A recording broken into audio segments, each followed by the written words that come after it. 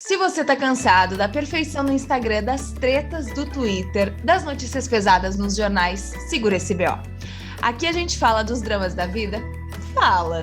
O objetivo é realmente expor os grandes miseráveis que podemos ser, mas sem perder a leveza e nem a ternura. Segura esse BO! O papo de hoje é um pouco egocêntrico e focado em questões minhas, tanto que a convidada tem até o mesmo nome que eu, Bruna Maia. Sim, porque meu nome é Bruna Maia Osterman. Mas de resto, ela é muito mais genial, divertida, inteligente e disposta a destruir o patriarcado do que eu. Mas eu vou parar por aqui, porque eu tenho certeza que ela prefere estar morta a ter que ficar aguentando alguém puxando o seu saco. Muito bem-vinda! Oi, gente. Então, eu sou muito egocêntrica também. Acontece. Que delícia! Eu acho muito melhor ser egocêntrico do que centrado nos outros, né? Melhor você ficar, sei lá, girando em torno de si. Exatamente, do né? que da vida alheia. É melhor a gente ter os nossos próprios problemas e focar neles aqui, dividir com os outros, enfim. Bruna, vamos começar então o seguinte. Olha só, ela, além de ter o mesmo nome que eu, meu sobrenome que eu, ela se formou na mesma profissão que eu. Seríamos gêmeas separadas? Não, brincadeira. Quantos anos tu tem? Tenho 34, vou fazer 35 dia 3 de setembro agora, daqui a pouquinho. Então, a gente não é exatamente gêmeas, porque ela é um pouco mais velha que eu. Talvez isso explique o fato dela ser mais genial. Quem sabe eu, ficando um ano mais velha, quase 2, eu chegue nesse nível. Parou com a autodepreciação, assim, parou. Chega! Bruna, quando eu comecei a te seguir, eu acho que tu não mostrava ainda teus rostos nas redes sociais. Ou pelo menos não com a frequência que hoje tu mostra. Vou explicar um pouquinho melhor. A Bruna, ela tem um Instagram, @estarmorta, por isso que eu fiz aquela piadinha super adequada, ele é um Instagram de cartoons, que eu acho que o objetivo ali é debochar um pouco de algumas questões existenciais, especialmente de saúde mental, que justamente levam a esse debate de estar morta ou estar viva, enfim. E ali, inicialmente, eu comecei a seguir assim de forma um pouco despretensiosa, depois descobri que ela era amiga do meu irmão. E aí, porque por muito tempo, inclusive, meu irmão me dizia: eu tenho uma amiga que tem o mesmo nome que tu e tal, e ela também é jornalista, e eu só achava engraçado, mas nunca tinha me aprofundado em quem seria essa amiga. Enfim, e aí tu começou ali, no que eu me lembre, era algo assim mais low profile, no sentido de mostrar quem tu era mesmo. Teve uma mudança ali, uma chave que virou nesse meio tempo?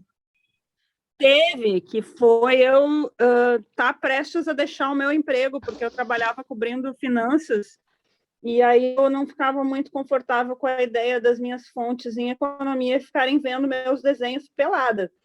Eu ficar lá me desenhando minhas tetas e tal. E aí, enfim, não estava... Eu mantinha o trabalho lá como jornalista de economia, não queria misturar as coisas, sabe? Ah, entendi. E aí tu conseguiu largar, ou tu quis largar o teu emprego, porque aí a tua produção ali de conteúdo com os cartoons começou a ser a tua principal fonte de renda mesmo? Não, na verdade, eu sinto muita falta desse aspecto do meu emprego, que era salário Segurança mensal e plano de saúde muito bom. Assim, não aguentava mais entrevistar gente muito burra que ficou muito rica. E aí, um dia eu cansei e disse assim, foda-se, não quero mais. E aí eu pedi para ser demitida e consegui. Mas cartoon não dá dinheiro, não. A arte é difícil ganhar dinheiro fazendo arte, né? Sim. Às vezes a gente tem que escrever uns roteiros para publicidade, que é ruim, mas paga, né? Eu acho que na minha cabeça, assim, até ignorante, eu pensei, cartoon até então era algo que se publicava em jornal e tal, mas eu pensei que por tu ter criado o teu próprio veículo ali, ter feito do Instagram o teu veículo, de repente fazendo uns publis, poderia render, mas não... É porque também é um cartoon... Publi, gente, eu passo o dia inteiro falando de putaria. Só vibrador. Vibrador não, eu mas ganho então... Eu passo o dia inteiro falando de aborto, E aborto ninguém paga. Ninguém paga abortista para fazer público. Aborto então, é um eu pouco não ganho dinheiro complicado. com público, não. Eu ganho dinheiro fazendo uns roteiro publicitário, às vezes vendendo uns quadros, aí tem uma tirinha que eu faço aqui e ali, mas assim, é essa coisa, ganhar dinheiro sendo artista é difícil, é complicado. Mas aí então eu acho que se alguém quiser me mandar um pix, contato estarmorta@gmail.com, eu aceito. Estamos aceitando. Mas o que eu ia te perguntar, pelo que tu tá me dizendo, então, na verdade, o grande lance até não é tanto ser artista e mais o teu posicionamento enquanto artista também, né? Porque eu ia dizer, daqui a pouco tu poderia tentar fazer uma parceria com um sex shop que venda os vibradores, alguma coisa assim, mas realmente a questão do aborto é bem para uma empresa assim. Não, a não ser que um traficante de Citotec queira me pagar para falar sobre o assunto, inclusive estou aberta. Também, inclusive, estaremos aceitando. Citotec. E tu perdeu o publi exatamente por isso, assim, as pessoas te fizeram uma proposta de, oi, querida, vamos fazer essa parceria aqui, só que você precisa parar de falar de aborto. Não, a pessoa meio que veio, eu falei assim, seguinte, pode ser, mas você tá sabendo que, assim, abortista, posição política. Aí a pessoa Não, e eu falei um monte de coisa, assim, eu falei, olha só, eu sou feminista, falo muito de putaria, não sei o quê, muita nudez no meu perfil, anti-Bolsonaro, etc. E aborto. E aí a pessoa, de tudo isso, a única coisa que incomodou ela foi aborto. Pois é, que aborto, daí a gente está falando de uma coisa que é crime, né, no Brasil, então talvez tenha uma questão até mais nesse sentido, e também é muito delicado. O Brasil realmente é um país que não debate muito essas questões, mesmo tendo lugares muito próximos, tipo a Argentina, já bem mais para frentex nesse sentido, né? Eu gostei porque essa participante ela é bem polêmica, eu gosto de uma polêmicazinha.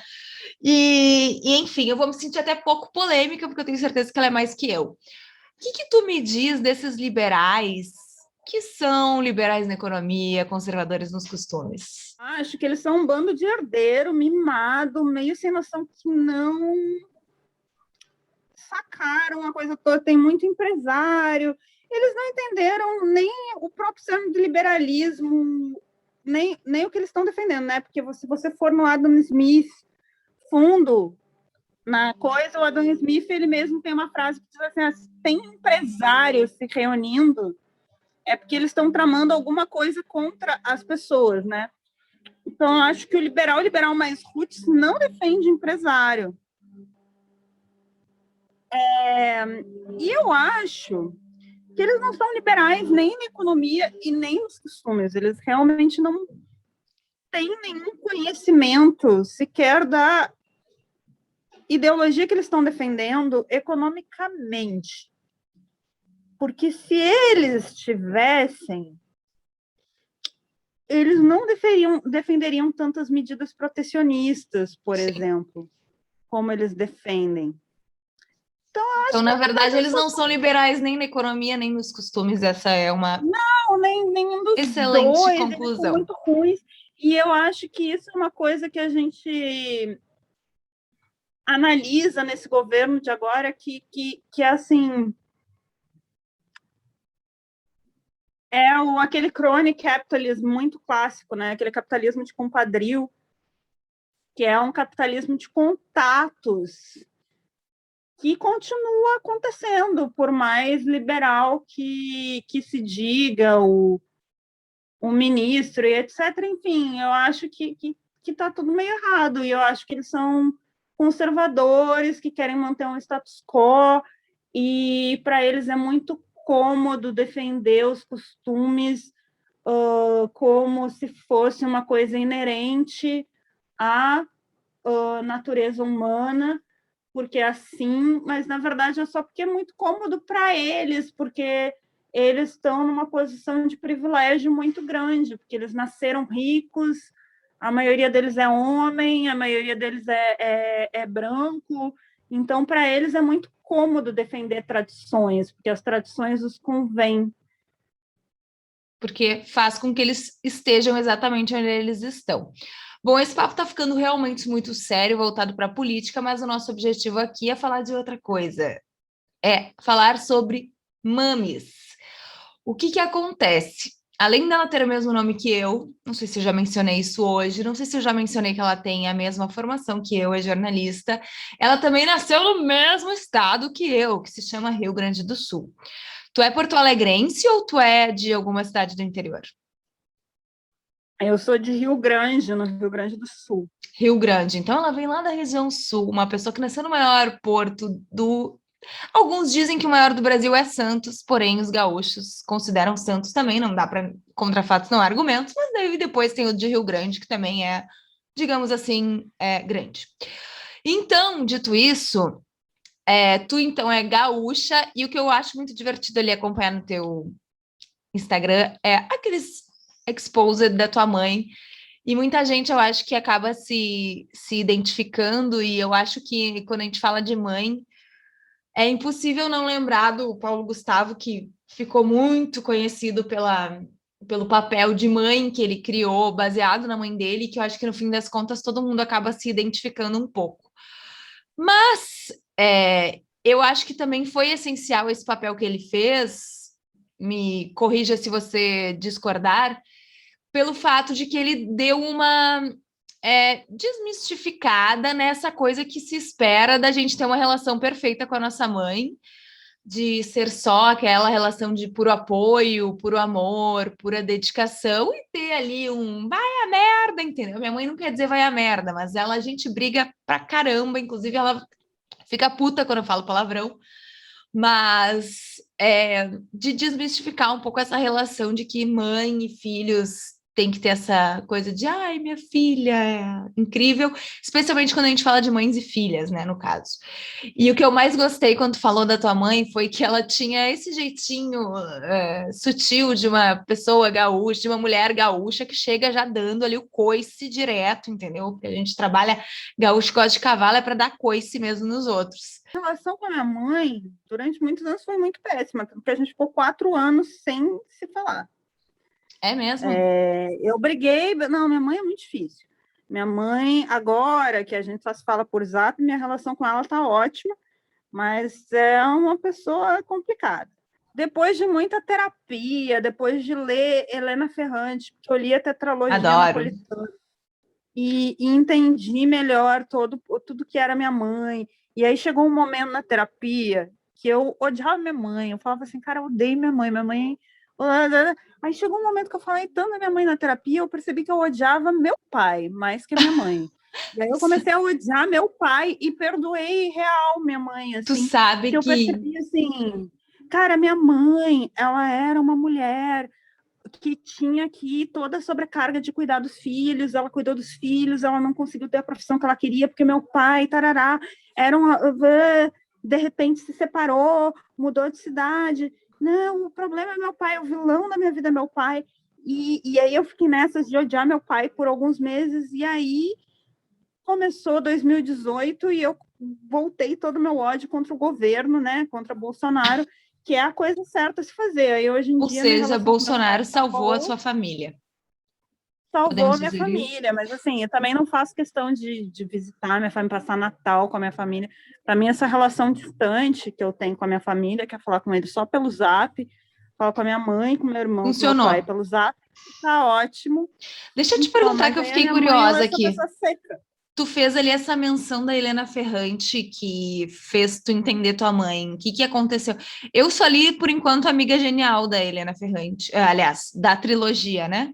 Eu li esses tempos até uma outra que seria... Que tem aquele da boneca, eu li esses dias, mas existe um boato que tem uma conexão ali com a trilogia, mas... Porque tem alguns nomes meio parecidos. Mas voltando à trilogia, porque eu tô dando uma viajada aqui, estou divagando, afinal de contas...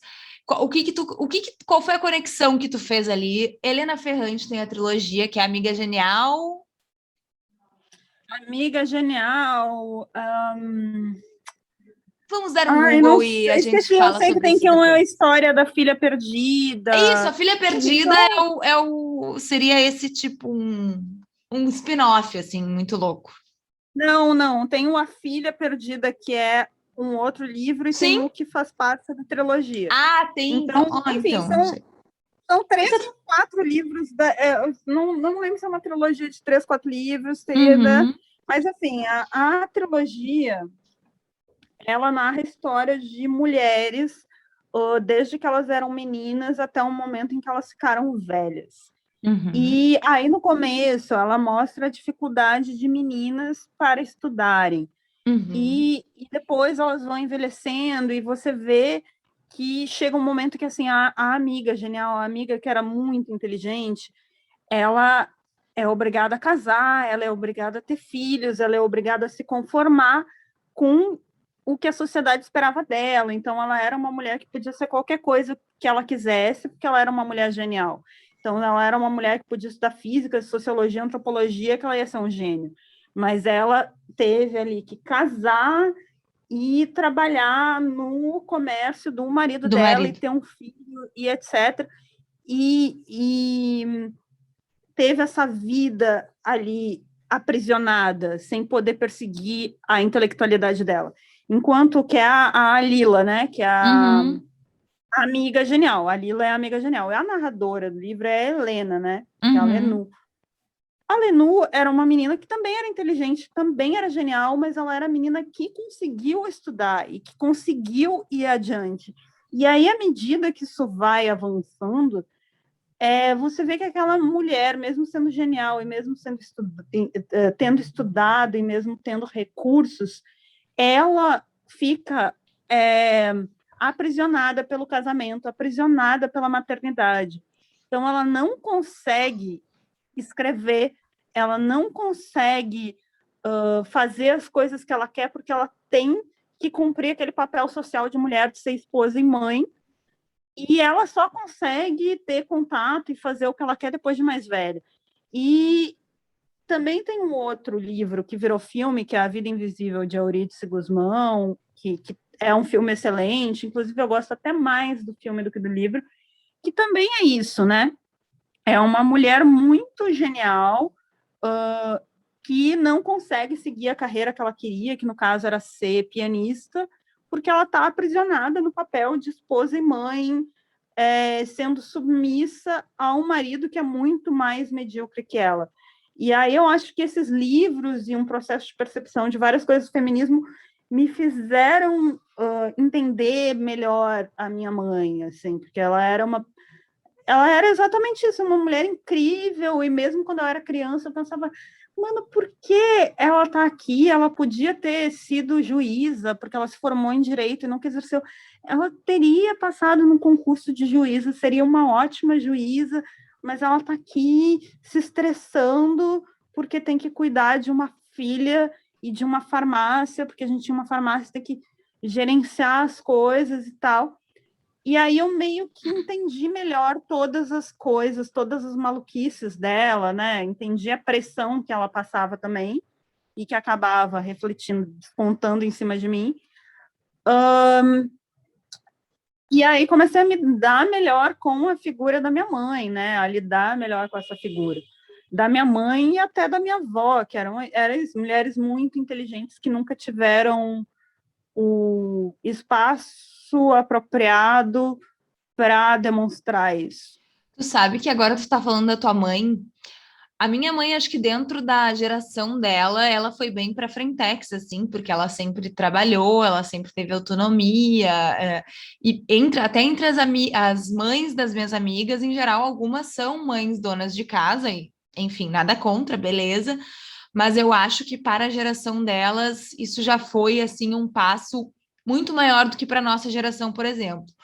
Mas a questão da avó é uma coisa que ultimamente eu tenho pensado muito, porque esses dias eu estava vendo álbum de fotos. Na verdade, a minha avó me trouxe umas fotos dela, antigas dela, e ela me trouxe duas fotos do casamento dela. E aí ela estava dizendo ali do casamento dela com meu avô, e ela disse: Ah, eu só tenho essas duas fotos, porque depois que a gente se separou, eu rasguei todas. E aquele eu acho que foi o momento assim revelador da minha vida e da minha avó e de quem ela era, porque a minha avó, ela era professora de piano, imagina. Primeiro, ela tinha uma profissão antes de conhecer meu avô. E isso lá em 1900 e, deixa eu pensar, sei lá, 40, 50, isso já devia ser um super enlouquecedor, né? No sentido de ser mulher e ter a sua profissão. E aí, nisso, ela casou com meu avô, que tinha grana e tal. Não sei exatamente muitos detalhes de como, mas ela desistiu da aula de piano, meu avô passou a pagar tudo para ela e tal. Inclusive, esses tempos a gente conversou sobre a questão de ela não dirigir, porque o meu avô falou, não precisa dirigir, eu te contrato um motorista, sabe? Aquilo que, ai, olha como eu sou legal contigo, eu tô te dando tudo, você não precisa fazer nada, que não deixa de ser um pouco uma prisão, né? Porque ela passou a depender totalmente dele, e por muitos anos, enfim, eles eram casados, ele traía ela horrores, eu acho que isso devia acontecer com grande parte das avós, das nossas avós, né, da nossa geração, e eu tinha, assim, um pouco de falta de admiração em relação a ela, porque eu pensava como ela quis continuar casada com ele, e ele que quis se separar dela quando encontrou uma mulher que aí se apaixonou loucamente e resolveu que queria ficar com ela. E aí, naquele dia, quando ela me mostrou as fotos do casamento e disse: Ah, eu rasguei todas, só tem essas duas, eu entendi que ela não estava aceitando, mas que foi a forma que ela encontrou de sobreviver, porque no fim das contas, dadas as circunstâncias que ela vivia, ela abriu mão de tudo, ela tinha 5 filhos e ela não tinha condição. Talvez ela fosse essa amiga genial, né, que a Lila, e, e aí eu tenho refletido muito sobre isso ultimamente por causa desse momento da foto do casamento, que para mim foi ali que eu vi que a minha avó não era aquela pessoa, sabe, que aceitava tudo, calada, em troca de, sei lá, casaco de pele e joia, que era uma coisa que me frustrava um pouco, mesmo sabendo que muita coisa mudou e mesmo sabendo que, óbvio que talvez hoje fosse diferente, enfim, mas, enfim, rolou aqui um negócio muito louco na minha mente quando tu falou sobre tudo isso. E para encerrar, ou sei lá, continuar o assunto da Amiga Genial, quando eu só li o primeiro da trilogia, né? Eu quero ler as outras, e daí também li A Filha Perdida esses dias. Mas quando eu li a Amiga Genial primeiro, eu achei muito que, na verdade, parecia que a Amiga Genial era Lila, mas na verdade era a Lenu. Não, então, continua que não é a Lila mesmo, mas É a a Lenu Lila. também é genial. Mas sim, a Lila tem muito isso. E a minha avó, por exemplo, ela foi uma das primeiras mulheres a se divorciar no Brasil. Então, não tinha muito isso do meu avô bancar tudo, minha avó, tipo assim, meu avô separou, pagou pensão e ela se virou costurando, ela virou Uhum. uma costureira do bairro. A minha mãe sempre trabalhou e tal. Meus pais tinham uma farmácia, tinham mais de uma farmácia, um pequeno negócio, e eles geriam juntos e tal. Só que qual era a questão? Minha mãe trabalhava o dia todo naquela farmácia e ainda tinha que manter a casa e ainda tinha a principal responsabilidade de cuidar dos filhos, Dos né? filhos. Então, ela trabalhava e cuidava dos filhos. E isso foi, assim, eu digo que foi a volta que o patriarcado deu, que é uma piadinha que eu faço, porque, assim, anos 50 era horrível, né? Porque era isso, a mulher era muito reprimida. E eu tô falando do contexto, quando eu falo isso, eu tô falando de um contexto branco classe média, né? Porque eu Uhum, acho sim. que quando você White people abrange os problems. contextos, homens e mulheres sempre trabalhavam, mas quando você imagina Sim. o sonho da década de 50, qual era o sonho da década de 50? Era o homem provedor com uma esposa troféu que cuidava da casa. E isso era muito ruim para a mulher que estava naquela posição, porque ela não podia exercer seus talentos e brilhar no que ela quisesse, ter uma vida além de girar em torno do papel de esposa e de mãe. E isso não foi uma invenção dos anos 50, já é uma invenção que vinha antes, mas eu estou pegando esse momento do espaço-tempo, né? Mas aí, assim, aí você pensa naquela condição que a mulher era esposa, mãe, e não podia brilhar intelectualmente, artisticamente, etc., porque estava confinada ao trabalho não remunerado de ser esposa e mãe. E você corta para hoje em dia, em que as mulheres podem e devem buscar ser bem-sucedidas profissionalmente, e ainda assim tem a cobrança para ser uma boa esposa, para ser bonita e para cuidar bem dos filhos. Então, eu acho que nisso a gente se fudeu, assim. A gente deu uma... tipo assim, não melhorou. Tava ruim, parece que piorou, porque agora a gente tem que fazer tudo isso. Tudo. Tem uma frase da Gloria Steinem que é assim, que ela diz mais ou menos assim: o mundo já entendeu que uma mulher é capaz de fazer o que os homens fazem. Agora só falta o mundo entender que os homens também são capazes de fazer o que as mulheres fazem. Que aí está muito voltado, acho que é para esse cuidado em casa, de filhos, e de manter a casa e de administrar uma casa, né? De administrar um mínimo, que não é só lavar louça, lembrar que tem que comprar o detergente e tal. E aí o patriarcado deu essa volta de modo que hoje em dia tem muita mulher que sustenta o homem. E aí eu sempre, quando chega essas histórias para mim, eu digo assim, gente, não é para pagar a conta de homem, não dá para tolerar. Isso não é feminismo, não é libertação. Isso é só uma grande cilada, porque só o que faltava, se for para tem que ainda pagar tudo. Se for continuar para eu quero joias, quero um homem que me leve para Paris, não quero um artista desempregado morando na minha casa às minhas custas, porque eu sei que isso acontece muito. Claro. Isso acontece muito, realmente. E eu acho que também tem toda uma pressão sobre a mulher. Eu sempre acabo falando sobre isso com as minhas convidadas, eu acho que isso está virando um pouco repetitivo, mas foda-se. Acaba também, como existe também essa pressão de a mulher ter a família, os filhos, e querendo ou não, existe uma pressão que é natural do corpo humano feminino, que é de ter ali um prazo para poder engravidar também. Tem algumas vezes que as mulheres acabam aceitando até o mínimo, né? E para poder, sei lá, atender essa pressão, ou talvez também atender um desejo dela, porque também não tá errado a mulher querer ter família, filhos, enfim. Eu, por exemplo... Tem um livro muito bom sobre isso, olha só, chama Rosa Mais Vermelha Desabrocha, é um quadrinho de uma cartunista sueca chamada Liv Strömquist, que ela aborda essa questão, ela inclusive fala, entre outras coisas, dessa questão da mulher querer ter filhos e de como tem essa questão de gênero, que o homem finge que não quer um relacionamento e fica ali. E eu me identifiquei com muitas coisas desse livro, mas eu não me identifiquei muito com essa questão de querer casar e ter filhos, porque eu nunca quis. Uhum. Então, para mim, isso não é... Isso é zero questão, mas eu imagino que para muitas mulheres que querem, isso seja. Mas é que tem uma questão que o homem, o homem contemporâneo, o homem pós-moderno, ele é criado para ver o casamento como game over, né? Tem essa piadinha do casamento game over.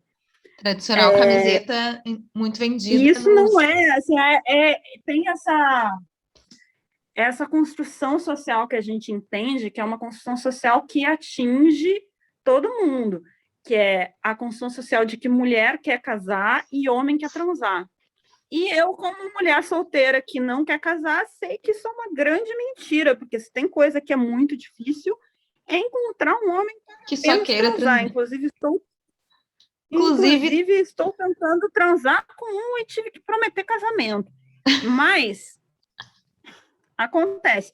Mas então tem essa construção social de que o homem não quer compromisso e a mulher quer.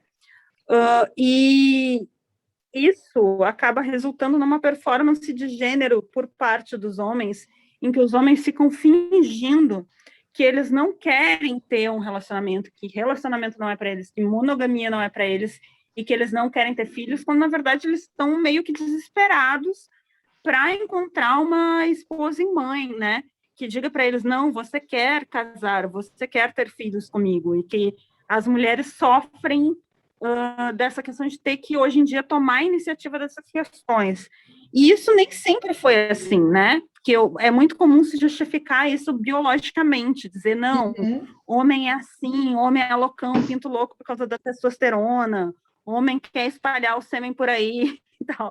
Mas isso não faz sentido antropológico. O instinto animal masculino. Não, isso não faz nenhum sentido, nem biológico, nem antropológico, porque se você for olhar a construção social de uns 2 séculos atrás, o homem era muito emocionado e o homem queria muito casar e ter filhos com uma mulher. É uma construção recente. Então, as pessoas elas ficam presas nessa performance de gênero, assim, que o homem finge que não quer, e a mulher, às vezes, ela nem sabe se ela quer ou não, mas ela acha que ela tem que querer, que é uma coisa que é ruim para todo mundo. É ruim para todo mundo, resumindo. E acaba que aí, para o homem também pode ser bem ruim, porque aí ele tem que atender a essa expectativa da virilidade, da masculinidade alfa, né? Que às vezes o cara fingir que não quer, tem que fingir que gosta de transar, tem que ficar tomando Viagra para transar com as 80 minas que ele conheceu no Tinder, e ele vai comer todas muito mal, porque no fundo ele não está afim de transar, ele está afim de ter portfólio. Então, ele vai lá, vai marcar 80 encontros no Tinder, vai comer 80 minas mal, não vai ter desejo por todas elas e vai ter que tomar Viagra para comer várias delas e provavelmente vai morrer mais cedo por causa disso. Então, é uma performance de masculinidade que faz mal para eles também e faz mal para as mulheres que estão sendo mal comidas por esse bobo. Olha como o mundo é diferente entre homens e mulheres nessa nossa bolha aqui heterossexual, enfim, branca. Realmente tem ainda em 2021 homens que vão lá, transam 2 minutos, tem o seu orgasmo e, tipo assim, foda-se. Eu achei que a gente já estava evoluindo para um momento em que os homens entenderam que as mulheres... Não, tem demais, tem muito mesmo. Eu sou mais privilegiada, então, do que eu pensava. Quando você é uma piranha profissional, você já começa a identificar, você já vê ali, assim, quem é e quem não. Às vezes você sente pelo feeling, pela linguagem corporal, quem vai ser assim, quem não. Mas tem demais, assim, o que mais tem por aí é o homem que transa mal e enche o saco. Homem que transa mal e enche o saco e não tem dinheiro. Aí, tipo, aí eu olho para as mulheres que estão nessa situação. Um combo maravilhoso. E por que você está com este homem? Ele não te come bem. Compra um ele não pau paga de suas plástico. Contas, ele não... Então, exato, o vibrador é muito bom, né? Porque eu tinha uma coisa que eu já fiquei com muito homem horrível porque me comia bem. Mas a única qualidade do ser humano que estava ficando comigo, que eu nem dizia que eu tinha um relacionamento, já passei algumas vezes por essa situação, o cara estava lá ficando com o homem, e eu pensava, meu Deus, essa pessoa é uma pessoa horrível, mas ele me come muito bem, de fato. E aí eu ficava a única qualidade desse homem. E aí depois que eu comecei a ter mais vibradores bons, falei assim, não caio mais nessa cilada de ter que ficar aguentando uma pessoa que eu odeio só para ter sexo bom. A minha psicóloga aí, enfim, diz que todo louco transa bem. Isso é tão real. Não é? Isso é tão real. Não, eu estava tendo essa conversa, inclusive, com um homem que estou flertando nesse momento, que eu fico boa parte do nosso flerte tentando dizer para ele que eu não sou louca. Que ele tem trauma de mulher muito louca. Ele fala, o problema de mulher louca é que ela transa bem. Aí eu fico falando, eu sou um pouco louca, mas não esse tipo de louca aí que você tá falando. Eu não sou louca, aquela louca bem, intensa que taca fogo no seu sofá. Ai, eu sou uma louca mais louca de boa. Do bem, louca do bem. Não, eu sou meio porra louca, só eu vou pra balada, fico meio louca. Vou pra balada, uso tu é louca contigo mesma, tu não é louca tipo com os outros, né? que eu acho que é o grande lance da vida, não é mesmo? Não dá para tu ser louca e sair queimando. Então. Entendemos. Então, não estamos aqui julgando a sua loucura, estamos inclusive... E aí uma das coisas que a gente estava discutindo é justamente tem isso, que a pessoa na condição de maluca, e ruim, ela transa bem. Eu já tive essa conversa com muitas amigas, inclusive, que a gente fica assim, nossa, é verdade, maluco, a pessoa fodida, o homem que é ruim, muitas vezes ele transa bem, e a gente fica pensando, por quê? Será que é porque a única coisa boa que ele tem, a única coisa boa que ele tem para mostrar para o mundo é isso? Ou será que é o fato da loucura deixa ele mais desinibido? O que rola na loucura e no sexo? Mas aí eu acho que, enfim, tem maneiras de transar bem sem ser louco. Inclusive, recomendo dar uma estudada. Confirmado. Confirmado que tem, gente. Acreditem, não desistam no primeiro louco que transa bem. Aliás, não desistam de encontrar um que não seja louco, né? Eu falei, não desistem. O problema estou muito boa no problema português. do louco que transa bem é isso. E agora, sim, fica essa divagação aí de por que os malucos, loucos mau caráteres transam bem. Vou ter que dar uma tossida aqui. Porque eu não tô com Covid, mas eu tô com uma faringite. Mau caráter, não é questão do mau caráter. Acho que não é. Não, é que eu já peguei aqui uma coisa do meu passado e já meti um mau caráter. Não, eu já peguei muito mau caráter que transava mal também. Mas às vezes eu acho que é uma coisa um pouco do ódio, de você levar aquela raiva para o sexo, que pode ser interessante, mas tem a coisa de você ser um pouco mais desinibido, porque você é maluco, então você tem menos freio social. Mas é uma coisa real, assim. Mas aí eu recomendo para quem não é louco, eu vou recomendar uma coisa que eu não costumo recomendar para quem é louco, que é dar uma pesquisadinha no Tantra, no sexo tântrico. Que eu acho que para quem não é louco, o sexo tântrico é ótimo, porque você aprende várias coisas sobre sexo que louco já sabe de nascença. Ali no movimentinho, não é mesmo? Eu gostei que a gente começou falando de mãe e a gente já está aqui falando de louco que transa bem. E quando tu era pequeno, os teus pais são separados, correto? Tu falou isso, não estou louca. Eles separaram quando eu tinha 12 anos. Bem. Mas, assim, entre os meus 6 e os 12 anos, o meu pai morava numa cidade diferente da minha mãe, né? Uhum. Então, meu pai tinha lá uma farmácia em Rio Grande, minha mãe tinha uma farmácia em Canoas. E a minha mãe é que segurava o BO de cuidar da filha. Sendo justa com meu pai, o meu irmão foi morar com ele, meu pai tinha que aguentar o meu irmão, que é mais complicado que eu. Mas, assim, minha mãe segurava ali o BO de ter uma filha, idade escolar, e ter que, sabe, manter as coisas funcionando. Mas é isso, dos 6 aos 12 anos eles ficaram casados, morando em cidades diferentes. Aos 12, meu pai voltou a morar com a minha mãe, não deu certo, separaram de vez. Mas, Bruna, tu disse que entendeu um pouco o lado da tua mãe depois que eles separaram, e enfim, teve toda essa reflexão a partir da literatura. Tu não acha que também dá para entender um pouco o lado do teu pai, porque ele também é um fruto da sociedade patriarcal, e tudo isso que a gente está falando que também é ruim para os homens, de ter essa pressão pela masculinidade e tal, ele também viveu isso. E, claro, gostaria de sofrer, eu preferiria 1000 vezes mais sofrer como um homem branco, hétero, do que, né, como qualquer outra pessoa do mundo. Mas porque eu penso isso um pouco também a respeito do meu pai, porque, assim, o meu pai, eu acho ele, assim, um dos melhores pais que eu conheço, mas eu também tenho muita noção de o quanto, já expus um pouquinho minha mãe, agora estou expondo meu pai. O meu pai, ele não foi esse pai funcional, né, que fazia, assim, que foi o responsável por nos educar, mas hoje eu vejo muito que ele também foi um pouco resultado dessa sociedade, que é mais ou menos fazendo um paralelo, daí tu me contradiga se tu achar que eu estou falando besteira, em relação à mulher que é pau no cu com outra mulher. Porque ela foi criada nessa sociedade em que a gente é ensinada que tu tem que competir com ela, tu tem que ser mais bonita que ela, tu tem que ser mais legal que ela, tu tem que conquistar mais homens que ela.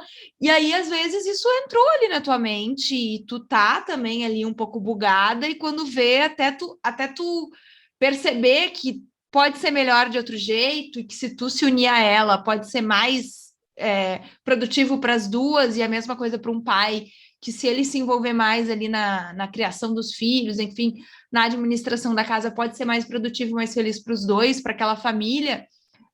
Tu não acha que também dá para dar uma perdoada bacana nos pais e nas amigas, paus nos cus? Ai, talvez até dê, mas eu não perdoei ainda, não. Não está preparada para isso. Não, tadinho do meu pai, acho ele um fofo. Inclusive, falei com ele esses dias, meu pai tem... Eu pensei assim, parece que eu fico falando, parece que ele é um vagabundo folgado e tal. Até nas coisas da casa ele era mesmo, mas meu pai era um cara que trabalhava pra caralho e tal, trabalhou a vida toda. Mas era muito mais vida louca. Quem tinha que ir lá controlar o dinheiro e dizer tem que poupar dinheiro era minha mãe. Mas assim, entendo, porém não perdoo ainda. Talvez um dia eu perdoe.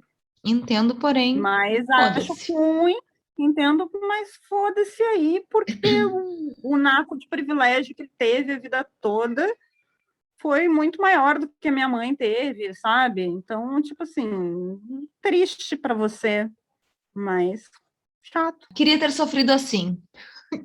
Queria que esse fosse o meu grande sofrimento da vida.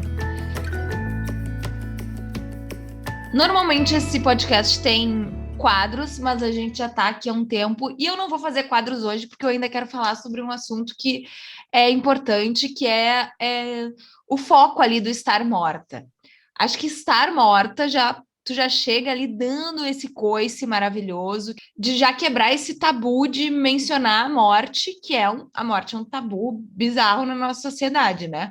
Mas também é um lance meio pesado, que a gente está numa época de muitos gatilhos, que todo mundo diz que tudo é gatilho, e aí tu chega e já diz assim, preferia estar morta. Isso é um puta gatilho para muita gente, né? O que rola ali? O objetivo era mesmo tentar extravasar um pouco talvez da tua bipolaridade, de questões de saúde mental, como é que foi a elaboração desse perfil? E eu já li ali que tu fez isso a partir de uma sugestão, acho que da tua psicóloga, de fazer trabalhos artísticos, manuais, enfim, mas assim, não necessariamente desenhar, mas sim de ter essa forma de abordar, porque é uma forma bem corajosa e delicada. Esse negócio do queria estar morta foi uma frase que a Lana Del Rey disse uma vez numa entrevista. E estava entrevistando a Lana Del Rey e falaram alguma coisa, falaram, I wish I was dead already. E eu achei tão bom que eu meio que fiquei com isso na cabeça. Quando você está deprimido, que eu sou uma bipolar muito depressiva, né? Eu sou marcada pela depressão e não pelos episódios de mania que eu nunca tive. Saudades do que não vivemos, no caso. Não, assim, mas mania gasta muito dinheiro, eu não recomendo também. Então, eu tenho muita depressão, e eu sou uma depressiva que nunca foi suicida, eu nunca pensei em me suicidar.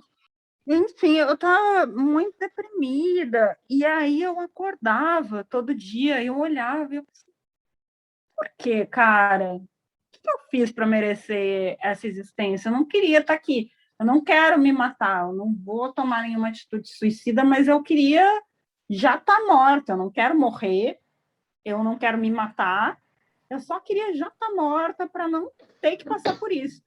E era um sentimento que eu tinha muito naquela época, e aí quando eu fui criar o perfil, eu pensei, estar morta e tal, e aí ficou, tipo, lá, famoso. Hoje em dia eu colocaria meu nome, mas já foi, né? Já está com a marca aí, inclusive talvez eu registre a marca. Mas foi isso, foi uma coisa, tipo, gente, assim, não queria, não dá. E aí as pessoas foram se identificando com isso, porque eu acho que muita gente tem esse mal-estar, assim, né? E aí o Instagram, as pessoas são muito positivas e tudo é muito bom, e a vida de todo mundo é boa, e mesmo quando você tá mal, você tá bem. E aí você tá muito feliz porque você tá mal. E aí eu comecei a postar, gente, tá mal, é muito ruim. E aí as pessoas foram se identificando com isso. 2 participantes que indicaram fazer terapia, inclusive Conselho Federal de Psicologia, que se estiver disposto a patrocinar o nosso podcast, a gente está disposto a receber esse patrocínio, porque eu acho que se nem todos disseram que o conselho era fazer terapia, todos faziam terapia, e inclusive isso é muito bom, porque Tem gente que faz terapia exatamente para lidar com quem não faz terapia. E aí a pessoa fazer um podcast para ter que lidar com isso, né? Aí seria too much. Então, pelo menos a gente chama aqui a galera da terapia. Então, dá um conselho aí para os nossos amigos, que pode ser fazer terapia, mas não vai ser... Tá. Entendeu? Pegou o conselho? Não, eu tenho uma frase que eu tô prestes a tatuar, que é a minha definição como pessoa, que eu vou falar essa frase, mas eu acho que, de repente, você não tem que seguir esse conselho, porque eu não necessariamente sou... Não é necessariamente uma apóstola dele. Não, eu sou uma apóstola dele, eu só não acho que eu sou necessariamente um exemplo a ser seguido. Mas coma demais, beba demais e ame com moderação, que é uma coisa assim... Aproveita aí, come bastante, curte a comida, curte a bebida, se diverte e não se entrega demais, não se sacrifica demais pelos outros. Aí é uma coisa meio hedonista, que talvez seja um péssimo conselho, mas foda-se, é o conselho que eu teria para dar. Tipo assim, se diverte, se entrega ali, faz as coisas que te fazem se divertir, que é comer, beber, sei lá, transar, fazer exercício físico, correr, pintar, e ame com moderação, não que o amor seja uma coisa ruim, mas essa coisa desse amor abnegado, cristão que a gente tem, tipo, não se entrega tanto, não se sacrifica tanto pelos outros, sabe? Nesse sentido, seja um pouquinho mais autocentrado no próprio prazer, sem machucar os outros, claro, mas não se sacrifica tanto. Enfim, egocentrismo é o meu conselho para você, que é talvez seja um péssimo conselho. Não, seja um egocêntrico. Vem com a gente, é incrível. Não, gente, mais um conselho só, um conselho. Já virou? É que é uma coisa que rola.